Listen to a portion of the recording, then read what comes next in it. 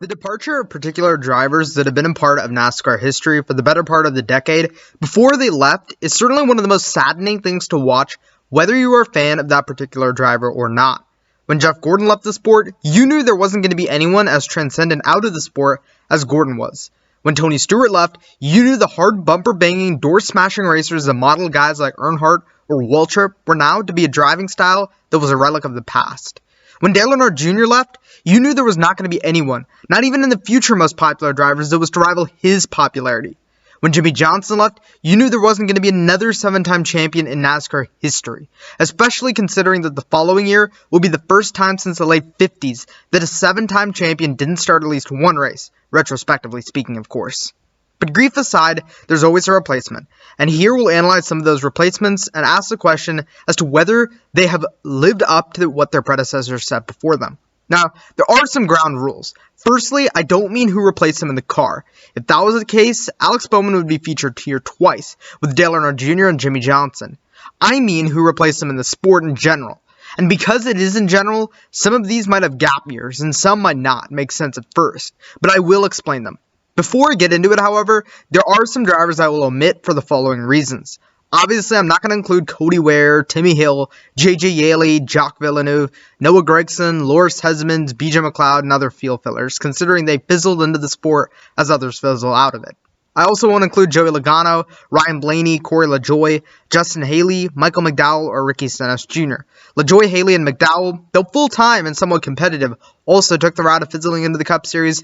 Blaney technically replaced Bain, but that's sort of a dead end considering Bain raced past 2014 and didn't retire. For his Penske stint, he ended up driving an expansion car, which is also kind of a dead end. Ricky Stenhouse Jr. replaced Kenseth, who replaced Logano, who technically replaced Hornish, but that technicality is preventing Stenhouse from appearing on this list, as it isn't definitive. As for Logano, he did technically replace Tony Stewart, but again, Stewart didn't leave the sport when Logano came for almost a decade.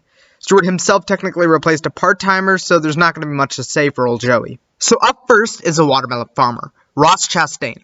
There's really only one driver that appropriately fits, and that's Jimmie Johnson. Johnson retired at the end of 2020 as Ross began his full-time driving career the following year. Sure, you could say Larson, but Larson only filled in the car, and he had been racing a few years earlier up until Johnson's retirement. So has Ross lived up to the expectations before him? Of course, this is like comparing apples to oranges, but honestly, if he keeps up the momentum he's built early on into this 2022 season, then I think he can at the very least make an attempt, however fruitless it might turn out to fit Johnson's mold. Now again, there's nothing to compare in terms of driving. Johnson races competitors fiercely but cleanly. Ross races competitors fiercely but more or less oversteps his bounds more often than not. So what about off track? The soft-spoken, popular Jimmie Johnson contrasts differently to the dull, semi-popular Ross Chastain. In almost every category, it's impossible to match his predecessor. Up next is Austin Cindric, who replaced Brad Keselowski, who replaced Ryan Newman. As Newman transitioned out of the sport, Cindric came into it. Cindric and Newman are similar in more ways than not. Both started their careers driving for the captain. Both set the world on fire when they first came into the sport. Both are tough as steel drivers that care little about the losses of others, and both can be a little too aggressive and a little too brash. Newman finished his career with 18 career wins, and probably could have gotten more had he not spent the better part of his career rebuilding struggling organizations. So far, Cindric has only a Daytona 500 win to show for, but that already matches one of Newman's feats. There's still a long way to go in his career, and it's definitely possible for him to either come close or surpass what comprised Newman's career. Then there's Austin Dillon, who replaced Jeff Burton at Richard Childress Racing. Burton throughout his career was always overshadowed by what his teammates were capable of. But extracting his career accomplishments, it's a pretty solid racing resume to say the least. Dillon, on the other hand, struggled for the early part of his career, and since around 2017, he's been a 5th to 20th place driver on a regular basis, snatching that occasional win, kind of similar to Burton. However, Jeff turned from a sub-10th place driver to what Austin Dillon has seemingly peaked at least as of the time of recording. Thus, it's going to be a tall task to try and match Burton. In terms of personality, Austin Dillon is more or less comparable to a white piece of paper with some streaks of color on it. Burton was a little more aggressive, a little more emotional, and never backed away from an opinion, even if it was totally and obviously wrong. Now, as for Kevin Harvick, we all know who he replaced, Dale Earnhardt. Harvick was never going to exceed the Intimidator, but you have to commend Kevin for at least trying. 59 wins at the time of recording compared to Earnhardt's 76 is pretty stout. 1 championship compared to Earnhardt's 7 might sound puny, but bear in mind that Harvick has had to race in a format that can produce some questionable points results. 2010 with the chase, where Jimmie Johnson turned up the wick in the last 10 races. 2015, where he lost to someone who sat out for a third of the season. 2016, where he was by far the most consistent driver all year, and the most painful one of them all in 2020. Earnhardt, just like Harvick, regressed towards the end of his career, but still found his way into victory lane. How? Aggression. Earnhardt's form of aggression was dumping a guy for personal gain, walking away from his car, being interviewed by it, and responding saying, "Oh yeah, I crashed him. So what?" Harvick is more or less smashing his helmet on his car, maybe saying he wants to rip his competitor's head off, and seeing through to fulfill revenge. Earnhardt intimidated his competitors, receiving cheers from fans abroad, at least for the most part. Harvick more or less provokes his competitors and the NASCAR fanbase, hence why his nickname is Happy, in contrast to its unhappy demeanor. Make no mistake that both forms of formidable aggression pay dividends on track for either driver. Kyle Larson more or less replaced Juan Pablo Montoya in the same car Montoya drove too. While Montoya proved to be a top 10 driver who delivered all that 42 car was capable of, Larson took that car into race wins and nearly a championship. And in his Hendrick stint thus far, he's won more times than his and Montoya's wins in a Ganassi car combined en route to the championship. It's safe to say Larson has far exceeded Montoya, at least on the NASCAR side of things. However, that leads me to my other point. Montoya was also praised for his versatility across other disciplines of motorsports, something Larson can also boast. The thing about Montoya, though, is he was competitive after coming straight from Formula 1, while Larson had to work his way to the top and had the benefit of being able to hone in on his closed wheel skill. The final piece of the puzzle is popularity, in which Larson decimates that category, as well as having been the runner-up once so far during the Chase Elliott dynasty. No one can tell me otherwise when I say that Brad Keselowski is the heir to Rusty Wallace's success. Both are almost a carbon-cut copy of each other. While they didn't both drive for the captain for their entire careers, it is with the captain where their biggest accolades are found. 35 wins with Keselowski compared to Rusty's 55 is pretty good all things considered. However, both did win a championship. Both can agree that the Daytona 500 is a thistle in their careers. Both are not afraid to speak their minds, even if their competitors and fans don't necessarily agree. And when they do speak their minds, it's bound to have a tag of validity added onto it. I don't think either have passed each other in any degree. It's pretty much a dead even tie, honestly. Now this one is more or less a convoluted web, but I'll do my best to clear it up. The driver I'm talking about is Tyler Reddick.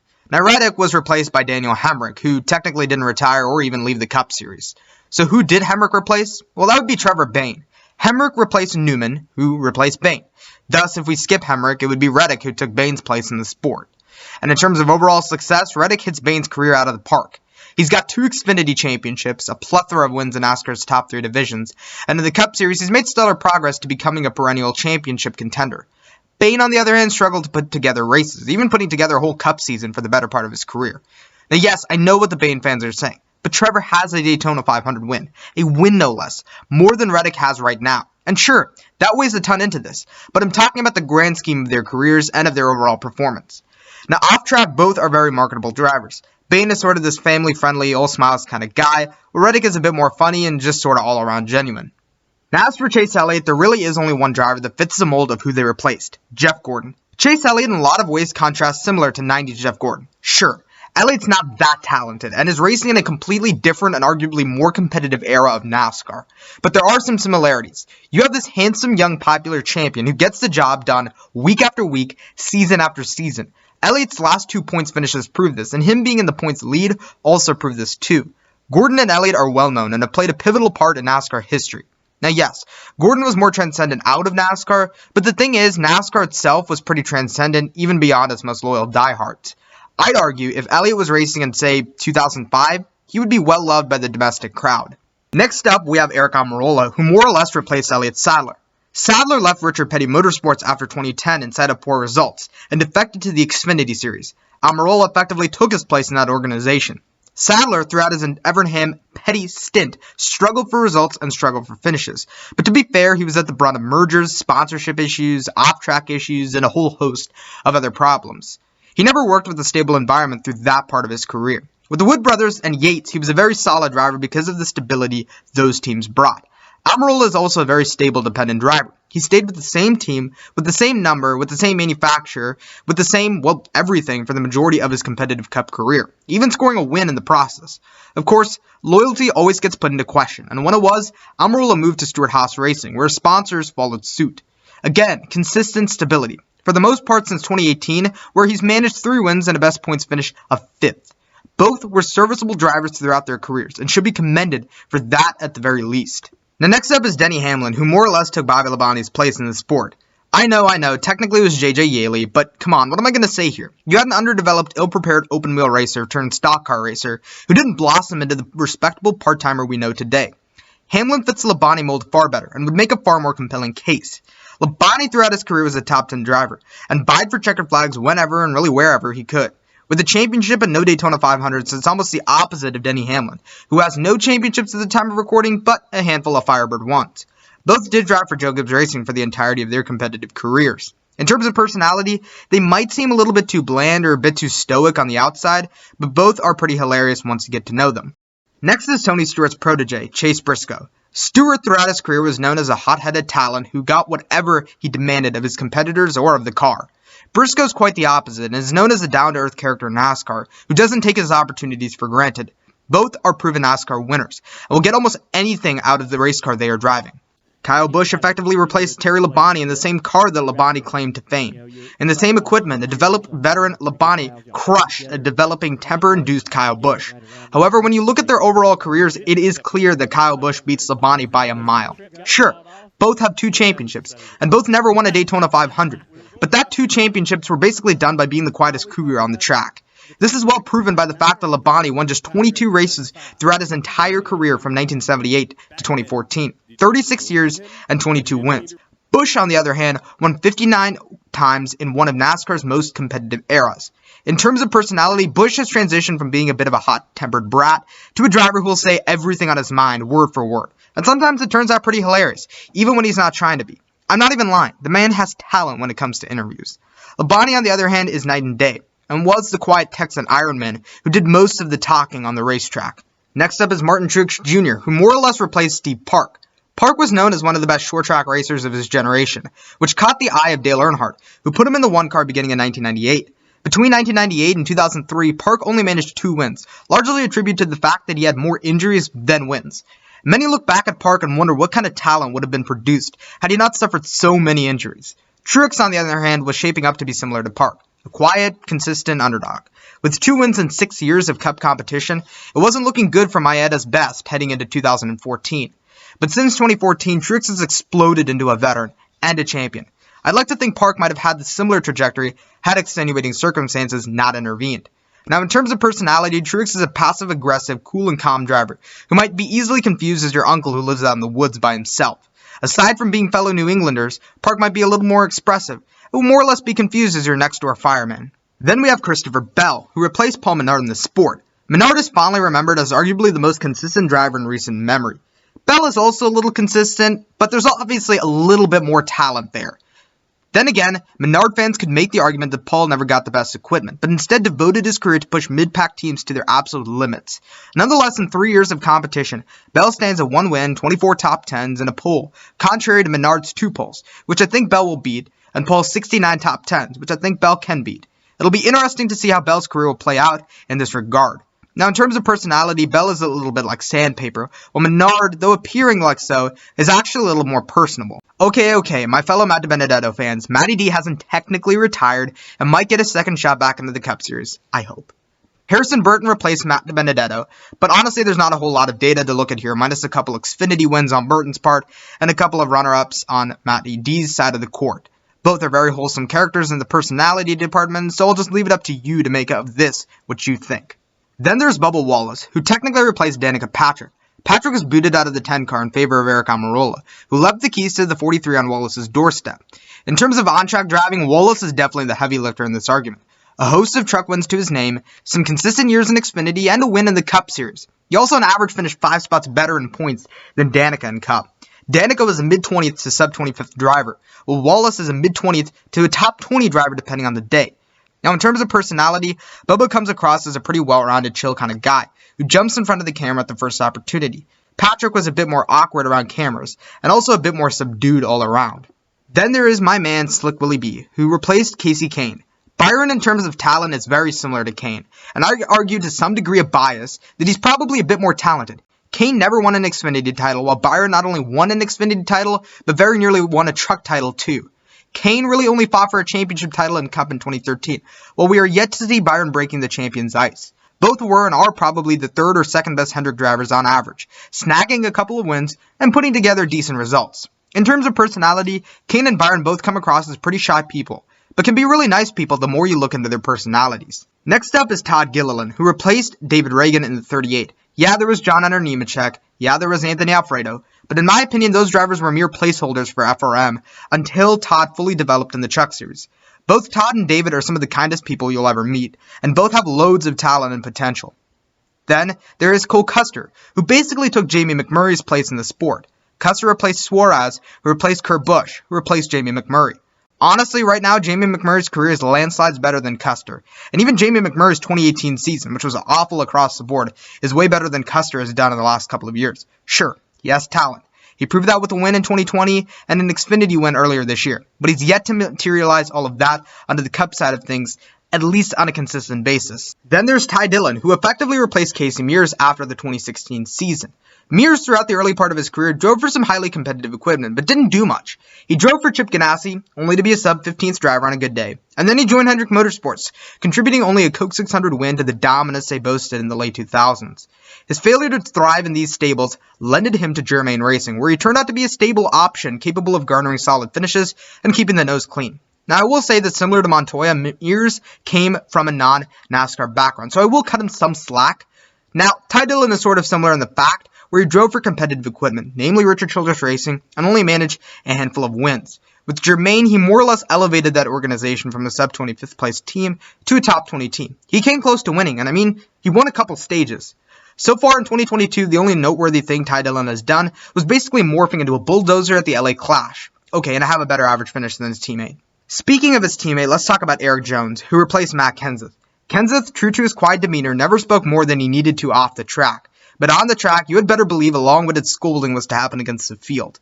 With one championship and over 30 wins in the Cup Series, highlighted by 2 Daytona 500s, Kenseth's career is certainly one of the best, to say the least. Jones, on the other hand, only managed 2 wins in his entire Joe Gibbs Racing stint, and his entire career.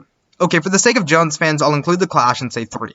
Jones is one of the best talents in the Cup Series, proven by a truck championship, and I'm holding the mail on the 43 card just this year. The thing about Jones is his luck and his ability to finish races. He struggled horrendously through his Joe Gibbs Racing stint with this, and this was exacerbated by his teammates' success.